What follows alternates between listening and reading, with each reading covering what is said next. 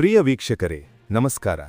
ಇಂದು ನಾವು ತಂದಿರುವ ಈ ಸುದ್ದಿ ದೇಶದ ಲಕ್ಷಾಂತರ ಗುತ್ತಿಗೆ ಕಾರ್ಮಿಕರು, ಸರ್ಕಾರಿ ಇಲಾಖೆಗಳು ಮತ್ತು ಸಾರ್ವಜನಿಕ ಸಂಸ್ಥೆಗಳಲ್ಲಿ ಕೆಲಸ ಮಾಡುತ್ತಿರುವ ನೌಕರರ ಭವಿಷ್ಯಕ್ಕೆ ನೇರವಾಗಿ ಸಂಬಂಧಿಸಿದ ಅತ್ಯಂತ ಮಹತ್ವದ ಮತ್ತು ಐತಿಹಾಸಿಕ ತೀರ್ಪು. ಭಾರತದಲ್ಲಿ ಸರ್ಕಾರಿ ಇಲಾಖೆಗಳಲ್ಲಿ, ಸ್ಥಳೀಯ ಸಂಸ್ಥೆಗಳಲ್ಲಿ, ಪುರಸಭೆಗಳಲ್ಲಿ, ನಿಗಮ ಮಂಡಳಿಗಳಲ್ಲಿ ಮತ್ತು ಸಾರ್ವಜನಿಕ ವಲಯದ ಸಂಸ್ಥೆಗಳಲ್ಲಿ ಕೆಲಸ ಮಾಡುವ ಕಾರ್ಮಿಕರಲ್ಲಿ ಎರಡು ಪ್ರಮುಖ ವರ್ಗಗಳಿವೆ. ಒಂದು ವರ್ಗ ನಿಯಮಿತ ಸರ್ಕಾರಿ ನೌಕರರು, ಇನ್ನೊಂದು ವರ್ಗ ಗುತ್ತಿಗೆ ಅಥವಾ ಏಜೆನ್ಸಿಗಳ ಮೂಲಕ ನೇಮಕಗೊಂಡ ಕಾರ್ಮಿಕರು. ಈ ಎರಡು ವರ್ಗಗಳ ನಡುವಿನ ಹಕ್ಕುಗಳು, ಸಂಬಳ, ಭತ್ಯೆಗಳು ಮತ್ತು ಸೇವಾ ಭದ್ರತೆ ಕುರಿತು ವರ್ಷಗಳಿಂದಲೇ ದೇಶಾದ್ಯಂತ ಚರ್ಚೆ, ಹೋರಾಟ ಮತ್ತು ನ್ಯಾಯಾಲಯದ ಮೊರೆ ಹೋಗುವ ಪ್ರಕರಣಗಳು ನಡೆಯುತ್ತಿವೆ. ಇದೀಗ ಈ ವಿಷಯಕ್ಕೆ ಸಂಬಂಧಿಸಿದಂತೆ ದೇಶದ ಉನ್ನತ ನ್ಯಾಯಾಲಯವಾದ ಸುಪ್ರೀಂ ಕೋರ್ಟ್ ಆಫ್ ಇಂಡಿಯಾ ಒಂದು ಮಹತ್ವದ ತೀರ್ಪು ನೀಡಿದೆ. ಈ ತೀರ್ಪು ಗುತ್ತಿಗೆ ಕಾರ್ಮಿಕರ ಹಕ್ಕುಗಳ ಕುರಿತಂತೆ ಒಂದು ಸ್ಪಷ್ಟ ರೇಖೆಯನ್ನು ಎಳೆದಿದೆ ಎಂದು ಕಾನೂನು ತಜ್ಞರು ಅಭಿಪ್ರಾಯಪಡುತ್ತಿದ್ದಾರೆ.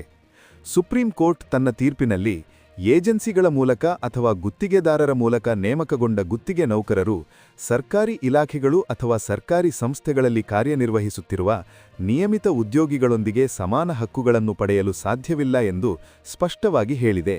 ಅಂದರೆ ಸಂಬಳ, ಭತ್ಯೆಗಳು, ಸೇವಾ ಸ್ಥಿರತೆ ಮತ್ತು ಇತರ ಸೌಲಭ್ಯಗಳ ವಿಷಯದಲ್ಲಿ ಗುತ್ತಿಗೆ ಕಾರ್ಮಿಕರನ್ನು ನಿಯಮಿತ ಸರ್ಕಾರಿ ನೌಕರರ ಸಮಾನವಾಗಿ ಪರಿಗಣಿಸಲು ಕಾನೂನಿನಡಿಯಲ್ಲಿ ಅವಕಾಶವಿಲ್ಲ ಎಂಬುದನ್ನು ನ್ಯಾಯಾಲಯ ಸ್ಪಷ್ಟಪಡಿಸಿದೆ.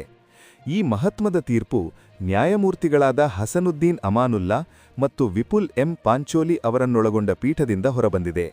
ತಮ್ಮ ತೀರ್ಪಿನಲ್ಲಿ ನ್ಯಾಯಮೂರ್ತಿಗಳು ನಿಯಮಿತ ಸರ್ಕಾರಿ ಉದ್ಯೋಗದ ಸ್ವಭಾವ, ಅದರ ನೇಮಕಾತಿ ಪ್ರಕ್ರಿಯೆ ಮತ್ತು ಅದರ ಹಿಂದಿರುವ ಸಂವಿಧಾನಾತ್ಮಕ ತತ್ವಗಳನ್ನು ವಿವರವಾಗಿ ವಿಶ್ಲೇಷಿಸಿದ್ದಾರೆ. ಸುಪ್ರೀಂ ಕೋರ್ಟ್ ತನ್ನ ತೀರ್ಪಿನಲ್ಲಿ ಒಂದು ಅತ್ಯಂತ ಮಹತ್ವದ ಅಂಶವನ್ನು ಸ್ಪಷ್ಟಪಡಿಸಿದೆ. ಅದೇನೆಂದರೆ, ಸರ್ಕಾರಿ ಇಲಾಖೆ ಅಥವಾ ಸರ್ಕಾರಿ ಸಂಸ್ಥೆಯಲ್ಲಿರುವ ನಿಯಮಿತ ಉದ್ಯೋಗವು ಒಂದು ಸಾರ್ವಜನಿಕ ಆಸ್ತಿ. ಅದು ಯಾವುದೇ ವ್ಯಕ್ತಿಯ ಖಾಸಗಿ ಸ್ವತ್ತು ಅಲ್ಲ. ಆ ಕೆಲಸಕ್ಕೆ ದೇಶದ ಪ್ರತಿಯೊಬ್ಬ ಅರ್ಹ ನಾಗರಿಕನಿಗೂ ಅರ್ಜಿ ಸಲ್ಲಿಸುವ ಹಕ್ಕಿದೆ. ಆದ್ದರಿಂದ ಆ ಕೆಲಸವನ್ನು ಯಾರಿಗೆ ನೀಡಬೇಕು ಎಂಬುದು ಸಂಪೂರ್ಣವಾಗಿ ಪಾರದರ್ಶಕ, ನ್ಯಾಯಸಮ್ಮತ ಮತ್ತು ಸಂವಿಧಾನಬದ್ಧ ಪ್ರಕ್ರಿಯೆಯ ಮೂಲಕವೇ ನಡೆಯಬೇಕು. ನಿಯಮಿತ ಸರ್ಕಾರಿ ಉದ್ಯೋಗಗಳಿಗೆ ನೇಮಕಾತಿ ಮಾಡುವಾಗ ಸಾರ್ವಜನಿಕ ಪ್ರಕಟಣೆ, ಅರ್ಹತಾ ಮಾನದಂಡಗಳು, ಪರೀಕ್ಷೆಗಳು, ಸಂದರ್ಶನಗಳು ಮತ್ತು ಮೀಸಲಾತಿ ನಿಯಮಗಳು ಸೇರಿದಂತೆ ಹಲವಾರು ಸುರಕ್ಷತಾ ಕ್ರಮಗಳನ್ನು ಅನುಸರಿಸಲಾಗುತ್ತದೆ. ಇದರ ಉದ್ದೇಶ ಒಂದೇ: ಯಾವುದೇ ಪಕ್ಷಪಾತ, ಪ್ರಭಾವ ಅಥವಾ ಅನ್ಯಾಯ ನಡೆಯದಂತೆ ನೋಡಿಕೊಳ್ಳುವುದು ಮತ್ತು ಅರ್ಹತೆಯ ಆಧಾರದ ಮೇಲೆ ಮಾತ್ರ ಅಭ್ಯರ್ಥಿಗಳನ್ನು ಆಯ್ಕೆ ಮಾಡುವುದು. ನ್ಯಾಯಮೂರ್ತಿಗಳು ತಮ್ಮ ತೀರ್ಪಿನಲ್ಲಿ ಹೇಳಿದಂತೆ, ಈ ರೀತಿಯ ಪಾರದರ್ಶಕ ಪ್ರಕ್ರಿಯೆಯ ಮೂಲಕ ನಡೆಯುವ ನಿಯಮಿತ ನೇಮಕಾತಿಗಳು ಸಂವಿಧಾನದ ಸಮಾನ ಅವಕಾಶ ತತ್ವವನ್ನು ರಕ್ಷಿಸುತ್ತವೆ. ಪ್ರತಿಯೊಬ್ಬ ನಾಗರಿಕನಿಗೂ ಸಮಾನ ಅವಕಾಶ ಸಿಗಬೇಕು ಎಂಬುದು ನಮ್ಮ ಸಂವಿಧಾನದ ಮೂಲ ಆತ್ಮ. ಇದಕ್ಕೆ ವಿರುದ್ಧವಾಗಿ ಏಜೆನ್ಸಿ ಅಥವಾ ಗುತ್ತಿಗೆದಾರರ ಮೂಲಕ ನಡೆಯುವ ನೇಮಕಾತಿಗಳು ಸಂಪೂರ್ಣವಾಗಿ ಬೇರೆ ಸ್ವಭಾವದವು. ಇಂತಹ ನೇಮಕಾತಿಗಳನ್ನು ಏಜೆನ್ಸಿ ಅಥವಾ ಗುತ್ತಿಗೆದಾರರ ವಿವೇಚನೆಗೆ ಬಿಡಲಾಗುತ್ತದೆ. ಇಲ್ಲಿ ಸಾರ್ವಜನಿಕ ಪ್ರಕಟಣೆ, ಸ್ಪರ್ಧಾತ್ಮಕ ಆಯ್ಕೆ ಅಥವಾ ಸಂವಿಧಾನಾತ್ಮಕ ಸುರಕ್ಷತಾ ಕ್ರಮಗಳು ಅನಿವಾರ್ಯವಾಗಿರುವುದಿಲ್ಲ.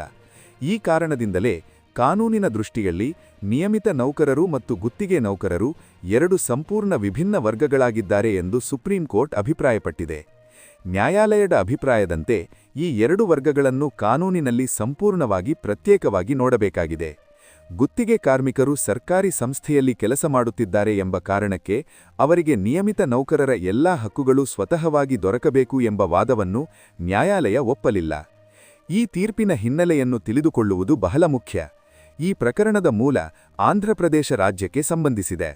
ಆಂಧ್ರಪ್ರದೇಶದ ಕರ್ನೂಲ್ ಜಿಲ್ಲೆಯ ನಂದ್ಯಾಲ್ ಮುನಿಸಿಪಲ್ ಕೌನ್ಸಿಲ್ ಈ ಪ್ರಕರಣದಲ್ಲಿ ಪ್ರಮುಖ ಪಕ್ಷವಾಗಿತ್ತು.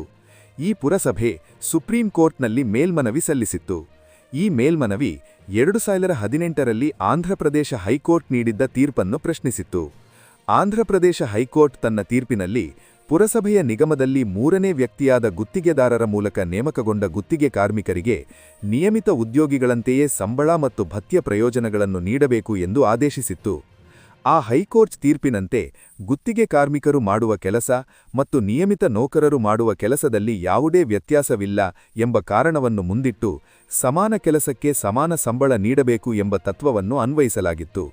ಇದರಿಂದ ಅನೇಕ ಸ್ಥಳೀಯ ಸಂಸ್ಥೆಗಳಲ್ಲಿ ಗುತ್ತಿಗೆ ಕಾರ್ಮಿಕರಿಗೆ ಸಮಾನ ಸಂಬಳ ನೀಡಬೇಕಾದ ಪರಿಸ್ಥಿತಿ ನಿರ್ಮಾಣವಾಗಿತ್ತು.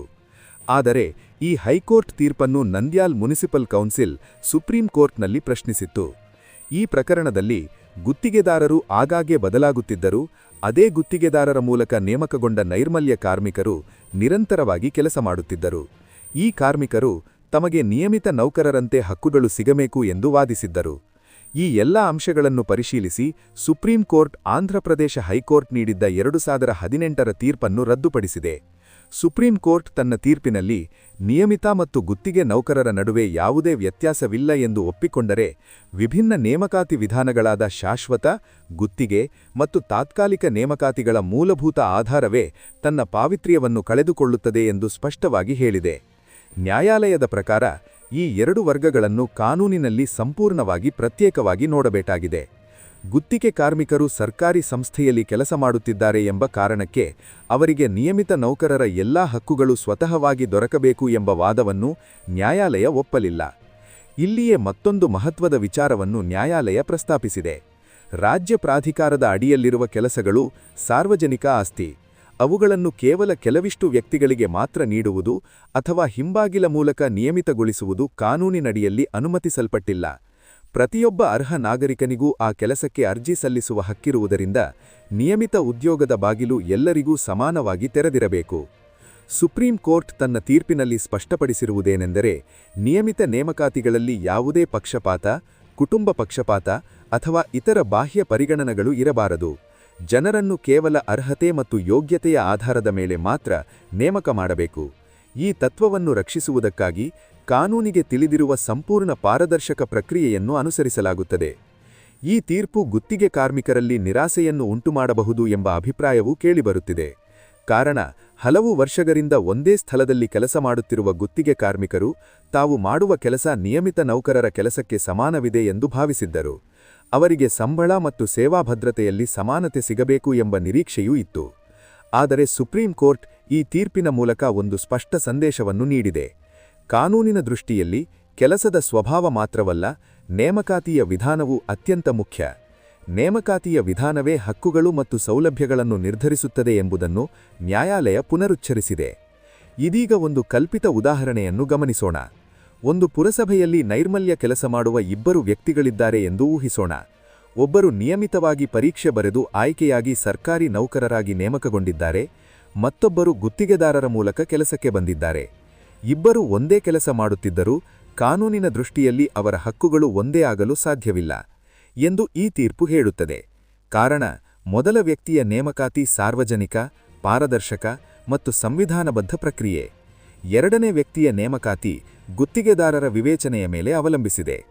ಈ ತೀರ್ಪು ದೇಶಾದ್ಯಂತ ನಡೆಯುತ್ತಿರುವ ಗುತ್ತಿಗೆ ಕಾರ್ಮಿಕರ ಹಕ್ಕುಗಳ ಕುರಿತ ಪ್ರಕರಣಗಳಿಗೆ ದಿಕ್ಕು ತೋರಿಸುವ ತೀರ್ಪು ಎಂದು ಪರಿಗಣಿಸಲಾಗುತ್ತಿದೆ. ಮುಂದಿನ ದಿನಗಳಲ್ಲಿ ಇಂತಹ ಪ್ರಕರಣಗಳಲ್ಲಿ ಈ ತೀರ್ಪನ್ನು ಉದಾಹರಣೆಯಾಗಿ ಉಲ್ಲೇಖಿಸುವ ಸಾಧ್ಯತೆ ಹೆಚ್ಚು. ಒಟ್ಟಾರೆ ಹೇಳಬೇಕಾದರೆ, ಸುಪ್ರೀಂ ಕೋರ್ಟ್ ನೀಡಿರುವ ಈ ತೀರ್ಪು ಸರ್ಕಾರಿ ಉದ್ಯೋಗಗಳ ಪಾರದರ್ಶಕತೆ, ಸಮಾನ ಅವಕಾಶ ಮತ್ತು ಸಂವಿಧಾನಾತ್ಮಕ ಮೌಲ್ಯಗಳನ್ನು ರಕ್ಷಿಸುವ ದೃಷ್ಟಿಯಿಂದ ಅತ್ಯಂತ ಮಹತ್ವದ್ದಾಗಿದೆ. ಅದೇ ಸಮಯದಲ್ಲಿ ಗುತ್ತಿಗೆ ಕಾರ್ಮಿಕರ ಸಾಮಾಜಿಕ ಭದ್ರತೆ ಮತ್ತು ಕೆಲಸದ ಸ್ಥಿರತೆ ಕುರಿತಂತೆ ಸರ್ಕಾರಗಳು ಪ್ರತ್ಯೇಕ ನೀತಿಗಳನ್ನು ರೂಪಿಸಬೇಕಾದ ಅಗತ್ಯವಿದೆ ಎಂಬ ಚರ್ಚೆಯನ್ನು ಇದು ಮತ್ತೆ ಜೀವಂತಗೊಳಿಸಿದೆ. ಈ ತೀರ್ಪಿನ ಪರಿಣಾಮವಾಗಿ ಮುಂದಿನ ದಿನಗಳಲ್ಲಿ ಕೇಂದ್ರ ಮತ್ತು ರಾಜ್ಯ ಸರ್ಕಾರಗಳು ಗುತ್ತಿಗೆ ಕಾರ್ಮಿಕರ ಕಲ್ಯಾಣಕ್ಕಾಗಿ ಯಾವ ರೀತಿಯ ನೀತಿ ನಿರ್ಧಾರಗಳನ್ನು ತೆಗೆದುಕೊಳ್ಳುತ್ತವೆ ಎಂಬುದನ್ನು ಕಾದು ನೋಡಬೇಕಿದೆ. ಈ ಮಹತ್ವದ ಕಾನೂನು ಬೆಳವಣಿಗೆಗೆ ಸಂಬಂಧಿಸಿದ ಮುಂದಿನ ಎಲ್ಲ ಅಪ್ಡೇಟ್ಗಳು, ವಿಶ್ಲೇಷಣೆ ಮತ್ತು ಪರಿಣಾಮಗಳನ್ನು ನಾವು ನ್ಯೂಸ್ ಫಾರ್ ಕರ್ನಾಟಕದ ಮೂಲಕ ನಿಮಗೆ ನಿರಂತರವಾಗಿ ತಲುಪಿಸುತ್ತೇವೆ. ಧನ್ಯವಾದಗಳು.